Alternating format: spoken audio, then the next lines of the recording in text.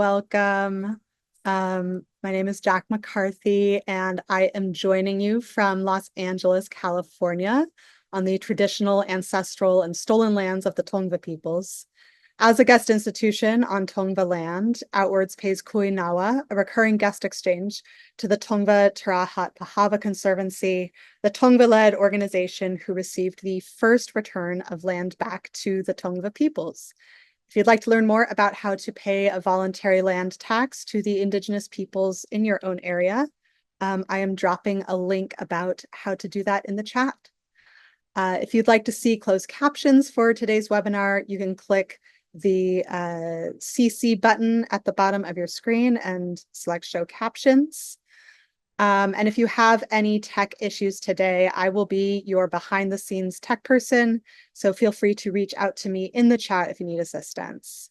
My name is Jack McCarthy. My pronouns are he and they, and I'm the communications director of the Outwards Archive. Outwards captures, preserves, and shares the stories of LGBTQ+ elders to build community and catalyze social change. Outwards was founded 8 years ago, and in that time, we've conducted nearly 350 professional quality on-camera oral histories with queer and trans elders in 46 states plus Washington, D.C., hoping to get to all 50 states by the end of next Pride Month. You can learn more about us at our website, which I am dropping in the chat here. And Outwards is honored today to present a very special documentary, Old Lesbians, featuring several of our own interviewees. And to say a few words about Old Lesbians, I would like to introduce director Meghan McDonough. Meghan is a filmmaker and journalist who directs and edits documentary shorts and series to better understand our world. She won Aesthetica and Audible's listening pitch in 2023 to fund Old Lesbians, which was commissioned by The Guardian and has screened around the world, including the California State Capitol, the British Film Institute, and the American LGBTQ+ Museum. Meghan has worked as a staff video journalist at Quartz and a producer and editor at NBC Universal Local. Her freelance work has also appeared in Scientific American, Thomson Reuters Foundation, The New Yorker, The Washington Post, and more, and has been supported by the Pulitzer Center. So welcome, Meghan. Thank you so much, Jack. Hi, everyone. Happy International Lesbian Day. I'm so honored to be here showing the film in partnership with Outwards, an incredible archive that I've been following for years and am so in awe of. My film, Old Lesbians, digs into another archive, that of the Old Lesbian Oral History Project, which was started by a retired school teacher named Arden Eversmeyer in Houston, Texas, about a quarter century ago. Arden interviewed hundreds of lesbians over age 70, crisscrossing the country in her camper van with a small audio recorder. And tonight we'll get to hear from two amazing women who were interviewed as part of the project, Mandy Carter and Jewelle Gomez. So I'm really looking forward to the conversation afterwards. I made Old Lesbians because as a younger lesbian, I was seeking guiding voices for myself, for building enduring relationships, starting a family, finding lesbian community, and being an activist. As time went on, the film really became about honoring Arden's quietly powerful legacy and building intergenerational connections. So I hope you learned from the history that both Arden and Outwards have safeguarded over the years and are inspired to preserve it yourself. Thank you so much for coming and enjoy. Thank you, Meghan. The screening is 29 minutes and will be followed by a Q&A with Meghan, Outwards senior producer Betsy Kalin, and Mandy Carter and Jewelle Gomez, both Outwards interviewees, both have appearances in Old Lesbians. Please feel free to ask any questions for our panelists in the chat or the Q&A function at any point, and we'll get to as many as we can. And now, without further ado, we're pleased to present Old Lesbians. And now I'd like to present our speakers. Moderator Betsy Kalin is an award-winning filmmaker at Itchy Bee Productions. She is currently in post-production with her short documentary Lesbians in Boys Town and was awarded an ITVS Humanities Documentary Fellowship for Dreaming in Somali. Her documentaries Vision 2030, Future of SoCal, and its follow-up Vision 2021 were both Emmy nominated. Her films East LA Interchange, Roof, Chained, and Hearts Cracked Open have been honored with multiple awards at festivals around the world. She is an assistant professor in the film program at the University of Central Florida. Mandy Carter is former executive directors and one of the 6 co-founders of Southerners on New Ground, a queer Southerners social justice advocacy and capacity building organization with a constant focus on the intersection of LGBTQ+ issues and broader issues of economic and racial justice. She also co-founded the National Black Justice Coalition, a national civil rights organization dedicated to empowering Black LGBTQ+ people. She was one of 5 national chairs of Obama LGBT Pride, and in 2005, she was nominated for the Nobel Peace Prize as part of the 1,000 Women for the Nobel Peace Prize. And Jewelle Gomez, writer and activist, has written poetry, novels, plays, essays, and short stories, but she is best known for her double Lambda Award-winning lesbian vampire novel, The Gilda Stories. She was on the founding boards of the Gay and Lesbian Alliance Against Defamation, or GLAAD, and the Astria Lesbian Foundation. She was a program director for Horizons LGBTQ Foundations, SF, and served as president of the San Francisco Library Commission.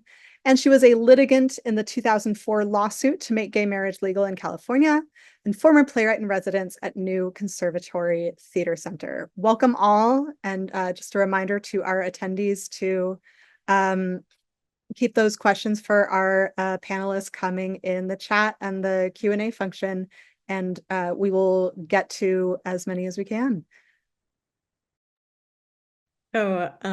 Thank you all for joining us here today. This is a fantastic way to celebrate International Lesbian Day.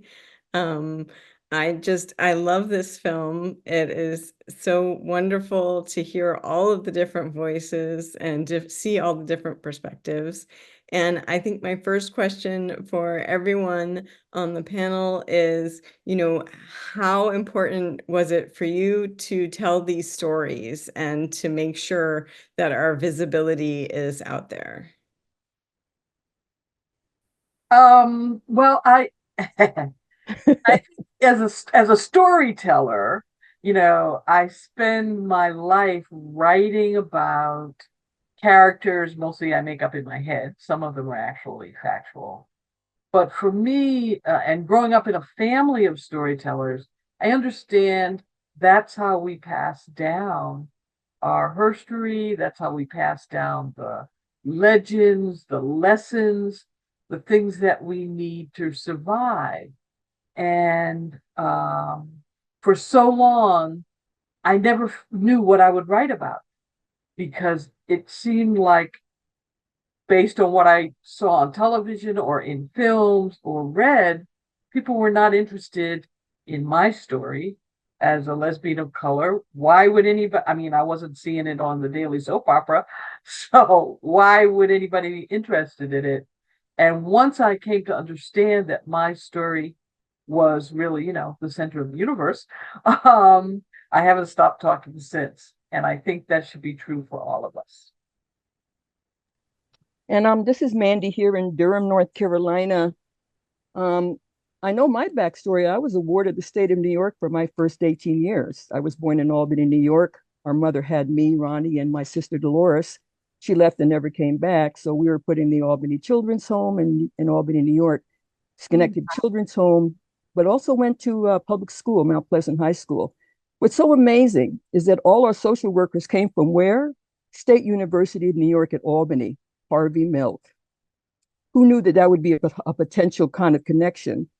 And then after you age out at 18, I remember 3 of us, hitchhiked out to San Francisco, went to the Haight-Ashbury Switchboard, which is at the corner of where Maud's is on. I think, remember what Maud's is on, whatever that street is, you dead end. And I got to stay with someone from the Catholic Peace Fellowship about the war in Vietnam, heard about Bayard Rustin for the first time at an AFSC work camp, and Barbara Smith and Audre Lorde. And here I am in Durham, North Carolina, all these years later, thinking about how critical these kind of films are important. Meghan, thank you. Because you need to know where you came from to figure out where we are and where the potential is going forward. And so, thank you. And then also generationally, I'm sitting here thinking about that now. I'm in North Carolina. 18 to 40-year-olds, I think I mentioned this to you, Meghan, are now the #1 population, but the baby boomers, we used to be. So there's this incredible, intentional, intergenerational language justice, food justice, social justice happening.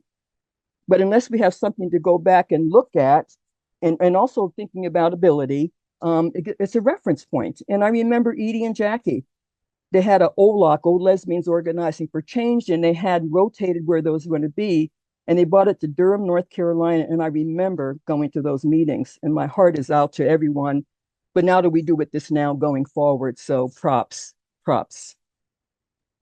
Well, thank you, Mandy. Thank you, Jewelle. Thank you, Betsy, for paving the way and continuing to do the work every day for these rights that I know I can't take for granted, and the visibility we have today as well. I think what's been really amazing for me throughout this process, like you're saying, Mandy, is to make these intergenerational connections. Before I made this film, I didn't know any lesbians over age 70, let alone lesbians over age 40, 50. And it's so important to have representation and sort of models and examples. For me, reading and listening through these histories was really a sort of catharsis, and gives me hope that there are so many different ways to live incredibly full lives. And I've gotten similar feedback from younger lesbians and queer women, and everyone from the queer community who has had a chance to listen to some of the stories through the film. Well, that leads perfectly into one of the questions that's in the chat, which is from Alex. And the question is, what is one way younger trans folks can embrace lesbian history and share with other young people that lesbians have always been gender expansive, fun, and interesting? Well, I'll take a quick pause on that.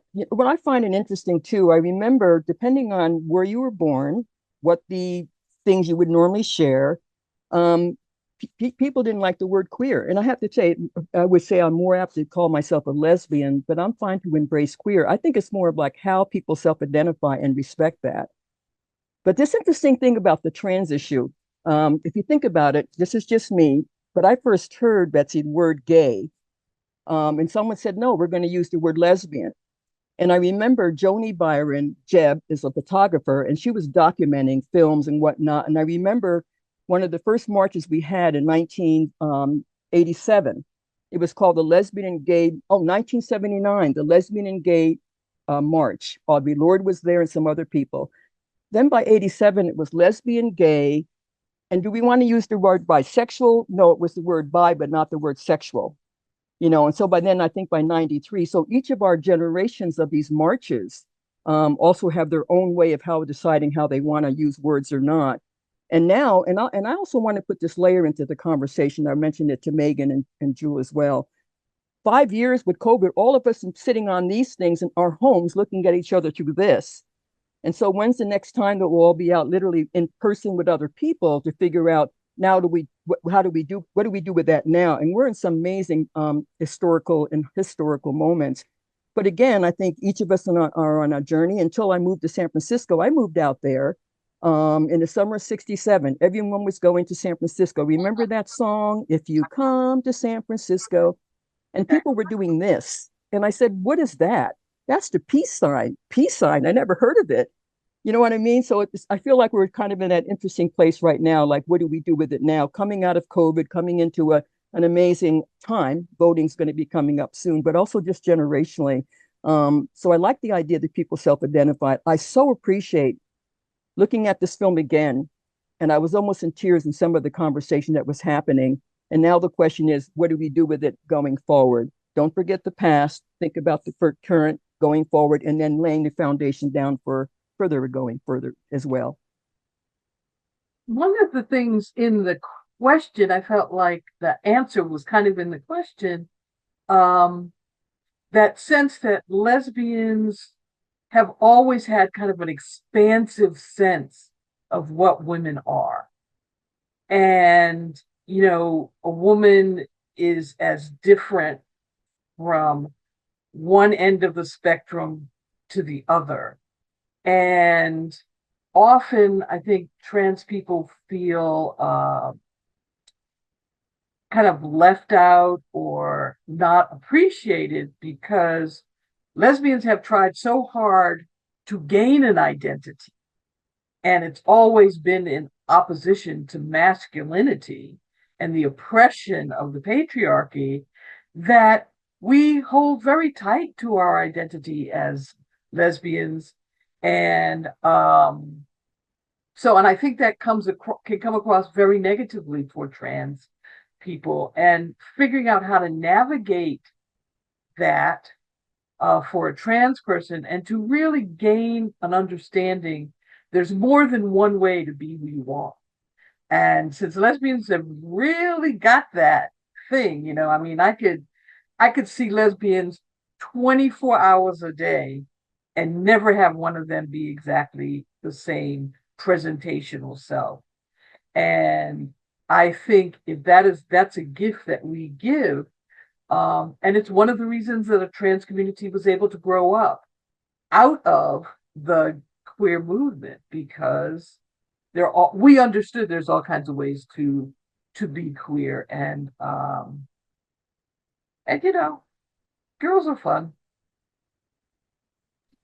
Beautiful. Yeah, I think another way that younger trans folks can embrace lesbian history, share with other young people, interview older trans folks and lesbians, and share that interview with others. I think if we can learn anything from Arden's work and the work of Outwards, it's so important to have these conversations and get them out there as much as we can. Thank you. Thank you all. There was a lovely comment from James Green. It says, Mandy and Jewelle, it's so great to see you both. Meghan, your work is so important and is reflective of something I'm seeing among young trans people who are craving knowledge of our collective lesbian, gay, bi, transgender history, herstory, them story. Intergenerational dialogues are the only way we can actually build community that has a strong foundation that can support future generations. And I think that's so important with what you're doing with this film.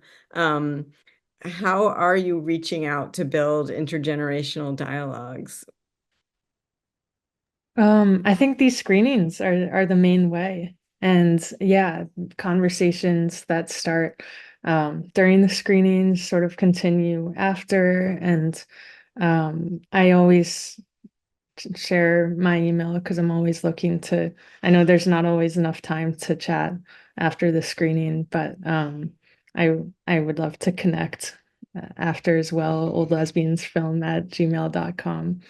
I think I've been learning so much at each Q&A and panel conversation we have. The film it's only really a survey of Arden's project, and I think what's been most generative has been sort of its role as a jumping off point to learn more, and to initiate these connections. Like, I'm only still reading The Well of Loneliness and read Ruby Fruit Jungle. I still need to read all of Jewelle's works, and I'm so looking forward to that. But hopefully my hope is that the film is a jumping off point. Wonderful. Oh. Another issue that isn't talked about that much, but it's Older Lesbians and Romance and Sexuality. And I was wondering if Jewelle and Mandy, you wanted to talk a little bit about that. Yeah, I should be muted. I'm going to talk about sex. Uh, you know, it's so funny in this particular culture in the US, especially, and in different uh, ethnic groups within this American culture, US culture, sex is so prevalent, yet everyone wants it to be unspoken.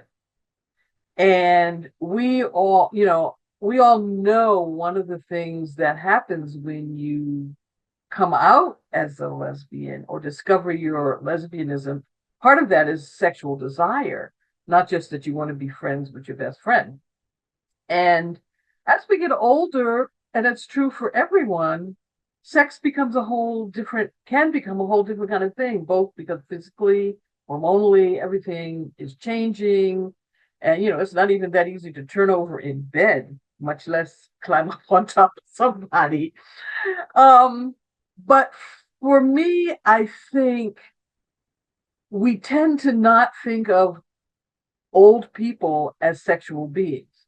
It's like I can't handle the number of young people who, if you say something about their parents having sex, they go, ew. And you think, well, how the hell do you think you got here?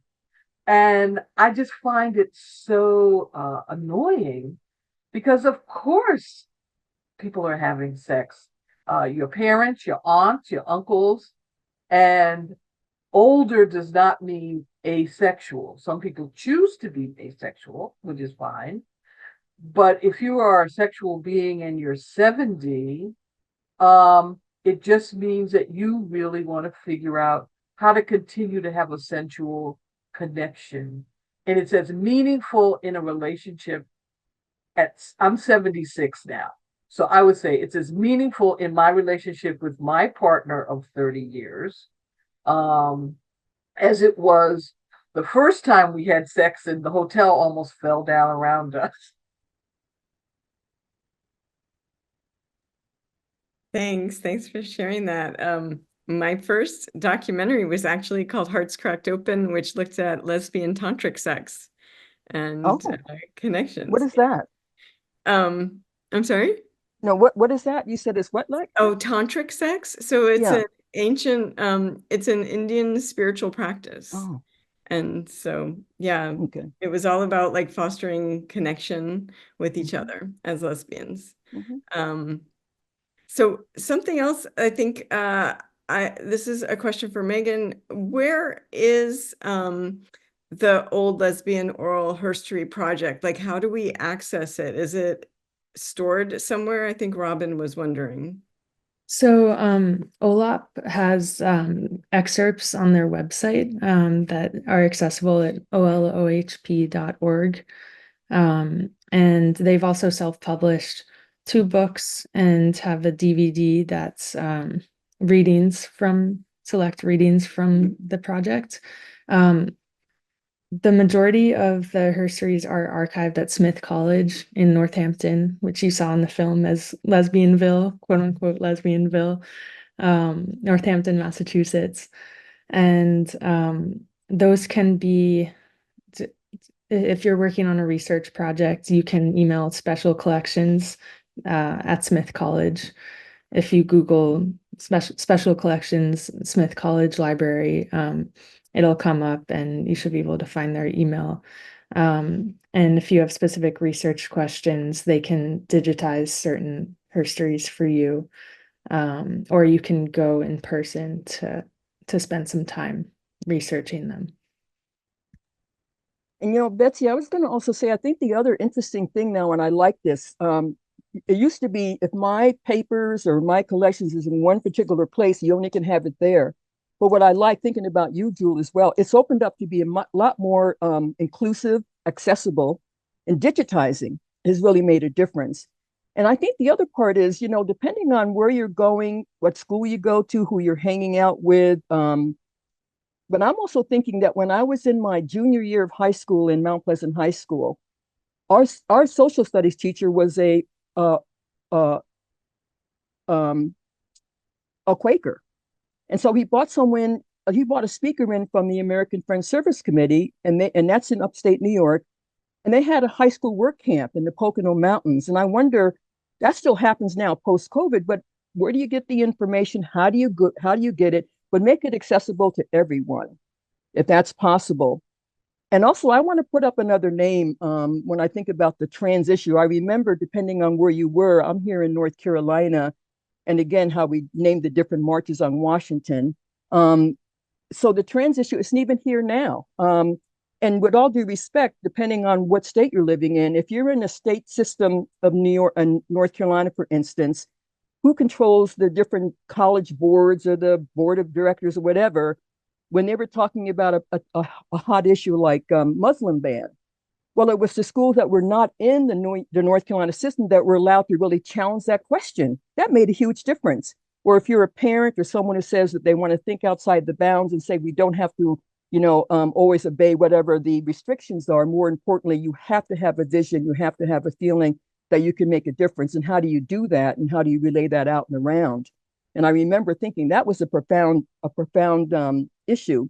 And so documenting this thing about digitizing now, I still use Facebook. I have friends Facebook. Does anyone really use that? I don't know how to do Snapchat, chit chat. Julie, you probably use that, right? Don't you use Instagram? And I have not a clue. So I'm just trying to think, how do we make sure we're all kind of in the same loop? Email, no one does email. So I remember, Meghan, when we were having that conversation, how do we make sure that everyone, however their location and wherever that might be, please make sure we can make that accessible to everyone in every potential way as well. Yeah, that's an excellent point. And one of the reasons that I've been involved with Outwards since 2017 is that this project just makes it accessible online. And so I think that's fantastic that we can have, all of our LGBTQ elders, recorded and accessible for, the younger generations to be able to learn from our own histories and histories. Another question that someone asked was about lesbians and mental health. And did anyone want to kind of touch on that and talk about, I think it overlaps with the importance of the work that you're all doing and sharing your stories and making sure that this message of, being proud and being out and being who you are in your identity, I think that's something that can help with, any kind of mental health issues. But I just wanted to see if you had other thoughts on that. Well, I was just going to say real quick, and I'll pass it on. What I really was struck by, and we all heard this at one point, being gay or homosexual used to be a illness, or it was, something you treated. That's not the case anymore. But what concerns me is when we get back to about who's being taught in what institutions about what is or isn't allowed. So generationally, homosexuality was, what was they didn't want to name the book called The Well of Loneliness. They wanted to call it something else. But who controls that? And then also, do you have to have an actual degree in order to do any kind of mobilizing or organizing and reaching out? It's more apt to be more grassroots, different languages, different cultures. And who gets to decide that? And again, 5 years of solitaire on this with this computer and with COVID, but now people are starting to come out and around. And how can that impact? I have now a good friend. When we started Southerners on New Ground, we intentionally started out with 3 Black lesbians and 3 white lesbians, if I can use that term. And now 2 of them are grandmothers, and so I think about what are they passing on to their children and where are their children going? And now they have their children. It's just like a generational piece. And I think, Meghan, we also talked about that as well.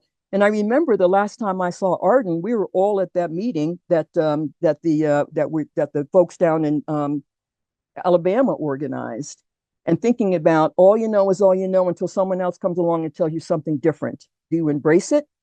Do you take it, pass it on, make it accessible to everyone? But the idea of who gets to say what is normal, not normal, you're okay, I'm not okay. But that's dramatically changing as well. In fact, there's a big class coming up. There's going to be a conference on psychology, social work, and how that gets defined in a very positive way, especially for young and elder. generationally. But once again, who gets to decide what you can or can't do? And Jewel, I was just asking you in San Francisco. I'm out here in North Carolina. I don't want to get into too many politics, but there's a big difference oftentimes about what you can or can't do and what you can advocate or not. But those films and this thing makes a huge difference about still reaching people if it's possible. I agree, and I'm really happy to hear that question about mental health, because as we get older, we find more and more of our cohort having issues, mental health issues, and it can be devastating, in part because not everybody is partnered. You may have been partnered for 30 years, but your partner may have passed on or moved on. Many of us are not middle class, so we've not set aside those funds that are going to take care of us when we, become ill. We may not have built up a community circle that's going to be a support for us. And I'm just finding more and more, and I don't know if it's really an increase or we just talk about it more, but more friends with dementia and Alzheimer's every day, and who need caretakers.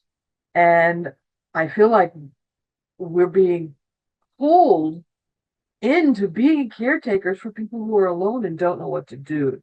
And the system is not built for us. The system is built, number one, it's built for couples. Number two, it's not built for women.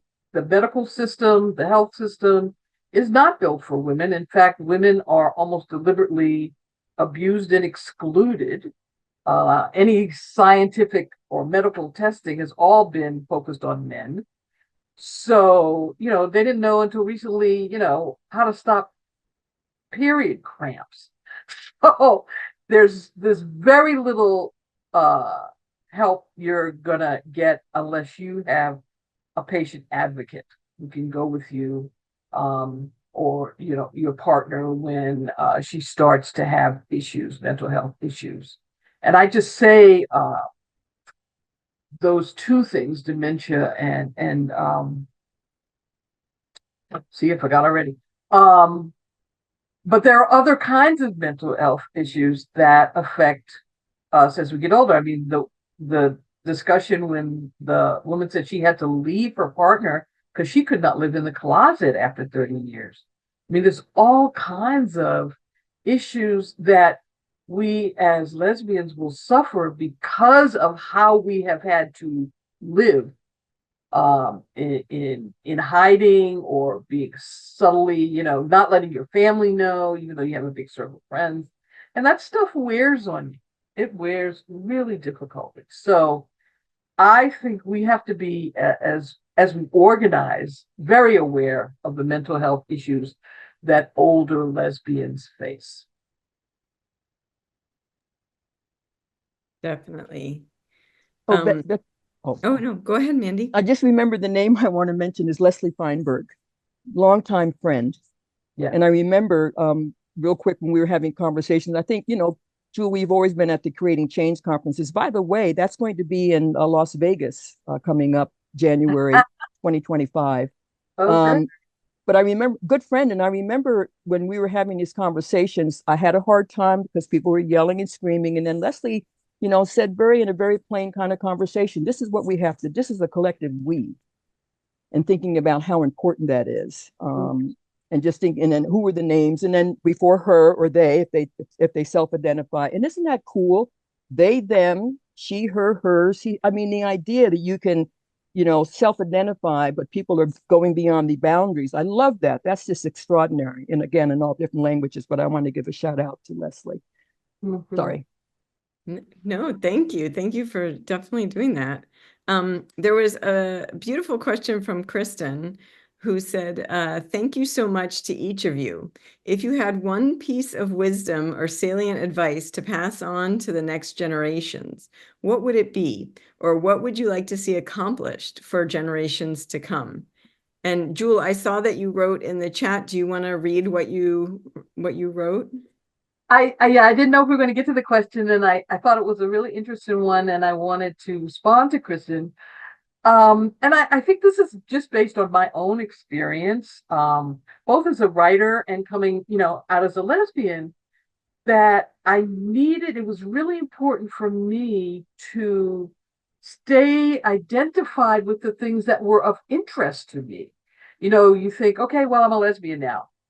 Well, it also could be, if you were into jogging or physical exercise or charity work or volunteering or, working at the zoo. I mean, these are all things that are intrinsic to who you are to make you a whole person.